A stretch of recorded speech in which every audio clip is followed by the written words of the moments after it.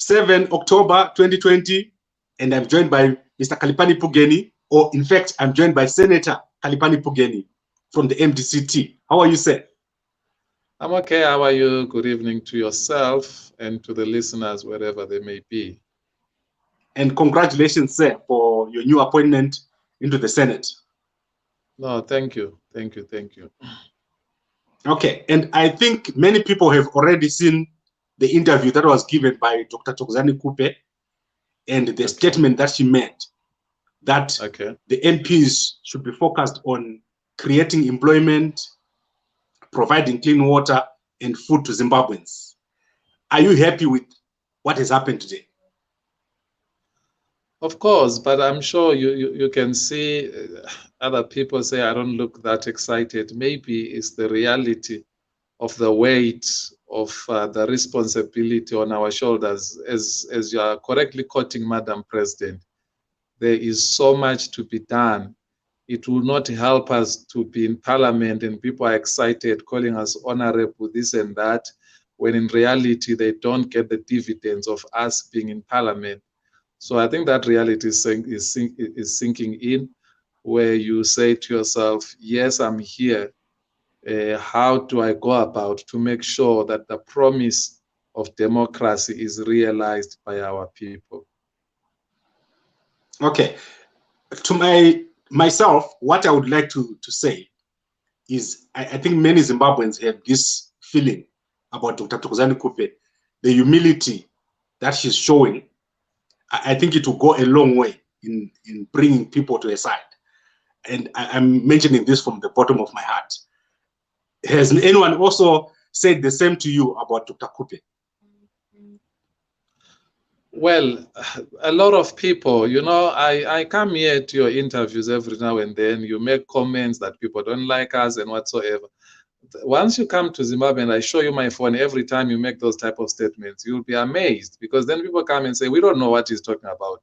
We like you, we love you, you're doing great, never underestimate yourself. So maybe it's because I'm not shocked, because I'm with her almost 24/7. So I go around the country, basically, not even Matebeleland. I go around the country, people love her, people are amazed. People even know her. Remember, this is a former deputy prime minister. So people know her. You go around the country, you see her good works, the hospital, the maternity wards, all the good things that she has been doing. Okay, and then I think let's quickly go to the issue of Harvest House. There was an appeal which was lodged by Nelson Chamisa and his group last week. Has that been heard, and what was the outcome? I do not know. I'll be very honest with you. Yesterday in the morning, I was busy with the statement and other issues, and I had to travel in the evening and at night. Unfortunately, I had a minor accident on the way. It was not minor, it could have been bad. We hit a car, we basically went over it. But God was extremely wonderful, because none of us was injured. The car had a few dents here and there. So I arrived in Harare extremely tired. I didn't have much time to follow. And obviously, we had the swearing in to deal with today. So I will be briefed tomorrow morning, and I should be able to answer you comprehensively. Okay, that's a great answer, and I'm sorry about the accident. Then my final question is to do with the mayors. Many people are surprised about what is going on. There is claims from the MDC alliance of Nelson Chamisa, people like Charlton Wende, claiming that Bait Bridge, Gwanda and Bulawayo has been won by the MDC alliance. Can you explain to Zimbabweans what is happening with these mayors? I'm sure you received my statement yesterday, didn't you? Yes, I did. Now you will remember that last week or so, when that Harvest House issue started, they claimed that they have since come to accept the Supreme Court judgment, and then therefore they are now 2014 structures of the MDC-T. They have come under Dr. Kupe. They are going to participate in the EOC. I did an interview with you, or I did videos. I did even with you, and I told you that that's just a charade. They are lying. Basically, what they want to come and do is to do exactly as they did in 2018, violently move processes ahead and then try and send us back to court, and then we have another 2 years fighting over courts and over their behavior. So we basically saw the fake appreciation of the Supreme Court judgment for what it was. So hardly a week down the line, they are now talking of MDC alliance. This is a guy who tweeted that all of the 2014 structures must go back to MDC-T and respect the Supreme Court judgment. And here he is talking of MDC alliance. Now, let me be clear to you. In Beitbridge, the council only has MDC-T members, and those were our candidates. Same as with Gwanda. Now, in Gwanda, I have heard that the newly elected mayor, His Worship Siziba, might have made comments to the effect that he's alliance. Now, I am waiting for that proof. As soon as that proof reaches me, I will recall him. I will recall him if I have to be consistent and be fair, because remember his predecessor, I recalled him for making that claim publicly.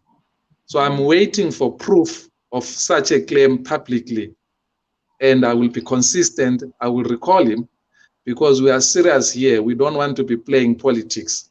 So we'll have to bring this thing to its logical conclusion. So as far as I know, and what is before me, is that all of these people are MDC-T bona fide members. Okay.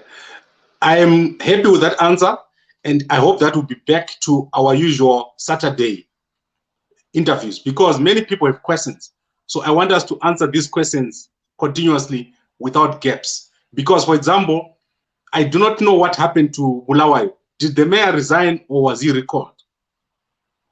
No, the mayor is there. It has always been His Worship Councillor Solomon Mkuni. He's the same mayor. What we did is today we elected the deputy mayor, which is our Bulawayo provincial youth chairperson, Councillor Mlandu Ncube. We elected him as a deputy mayor.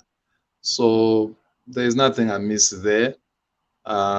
So look, if you guys haven't caught up with the gaslighting that the alliance is doing to you, I'm very sorry to you, because you are willfully being misled here.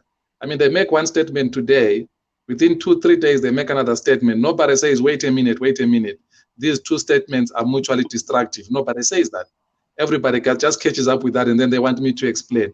I am not going to be explaining juvenile politics by the alliance. You see, it's tiring. I have more important things to do than every day explaining this and that.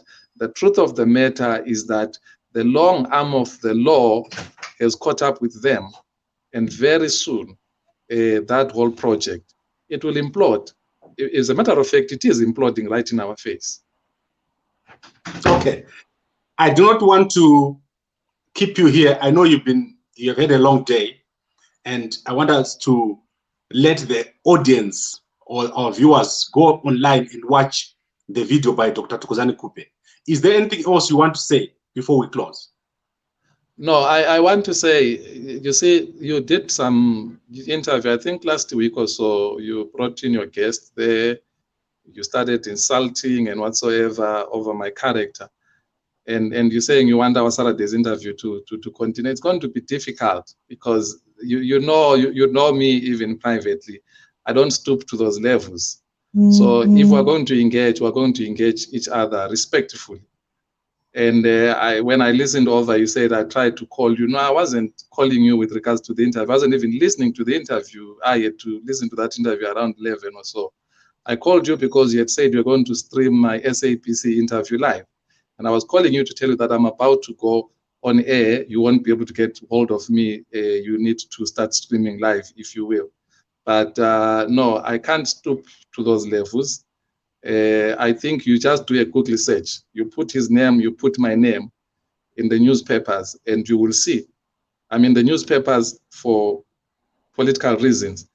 He's in the newspapers on a very disgusting criminal charge. So I really don't want to go there. If those are the characters you want to bring, try and keep me out of it, because that level is too low. I can't stoop to.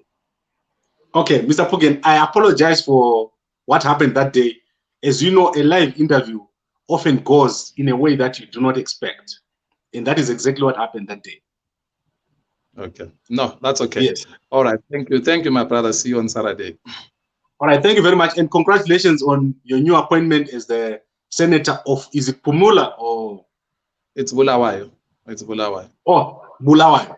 Yes, So yes. I think we need to talk more about that, an understanding of what a senator does and whether you've got an office or not. But I'll let you go for today. We'll do that on another episode. Thank you very much, sir. Okay, thank you, sir. I'll give you time over the weekend. Bye-bye.